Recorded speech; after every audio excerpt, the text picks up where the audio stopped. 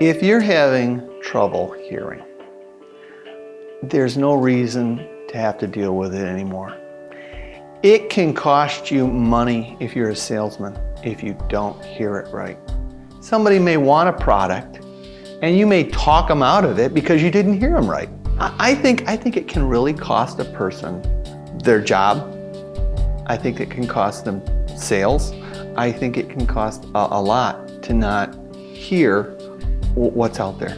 Very important for every business person. It's very important for every guy that works in a shop around loud noises and has dealt with that for 30 years to be able to hear his grandkids, to be able to hear his wife, to be able to engage in conversation, to be able to carry on a conversation where you weren't before, changes the whole dynamic of your social life. It actually changes their personality. I have had a hearing loss for a long time. Probably 20 years ago already, I did go to an audiologist, the audiologist says, yes, you indeed do have hearing loss, and it is in the same range where your wife speaks, which I understand is not abnormal, especially for someone who has worked in a factory setting. I'm in a different occupation now. I'm in a ministry for a nonprofit. And that set me in a location where I was working in a cubicle along with 3 or 4 other people. If there was someone who was specifically speaking to me, I would find that I couldn't concentrate, couldn't actually hear what they were saying because of the other conversation in the room. I said, hey, is this normal? Can other people do this? Because I can't. Everybody else shut up, and then I can talk to this guy. But that's not socially appropriate, obviously. So I thought, maybe I should get my hearing checked. Karen and Craig are great people. They're personable people. They'll take the time that's necessary. They'll take the time that you need to actually work it out. Once you're fitted with hearing aids, you actually spend some time fine-tuning these things. They're not just amplifiers for your ears. They are an instrument which allows you to, it's targeted at your area of hearing loss. That's how they fine-tune it. It's got all those different ranges.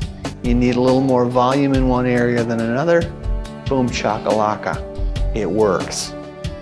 I remember a particular time after I got my new hearing aids, and I don't think of them as hearing aids, you can barely see them.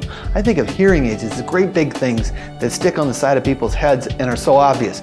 These, you can't tell they're there. But anyway, I remember going out to my front porch where I typically grill hamburgers or whatever I put on the grill, a steak, and standing there and grilling the steak, and I could hear the sizzle, of course, but what was really interesting was a group of children rode by on their bicycles, and one of them had those funky little bells that go on the handlebars. I had not heard that, and we're talking about 50 yards away. I heard a little girl ring her bell. I have people come up to me and they look at me who know me, and they look at me and they go, you haven't got your hearing aids in today, have you? And I go, yeah, see, they're right here. See that? Isn't that awesome? And they go, I couldn't tell. And they were looking right at my ear and even into my ear. They couldn't tell. I think that is the biggest problem for people not getting hearing aids, is that they don't want to be known as a person who has hearing loss. If you've got hearing loss, deal with it. If you had eyeglass or if you had vision problems, you put on the glasses. But the high notes are the things that I had lost. And I can hear my grandkids. Sometimes I don't want to hear them if they scream, but when they're playing or when they're playing with me, it's an awesome thing.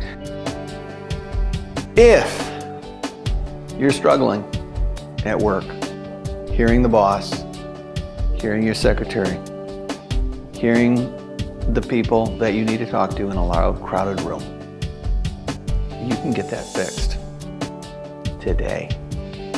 I did. My name is Charles Van Drunen, and I had my hearing loss eradicated at Van Doorne Hearing Clinic. Okay. All right, so I'm quite sure that I wasn't a good deer hunter, and one of the reasons was because I didn't know how noisy it was. you scared away all the deer. Yeah, I didn't know that I was making noise. I mean, you can't chew gum in the woods. Especially if you snap it. So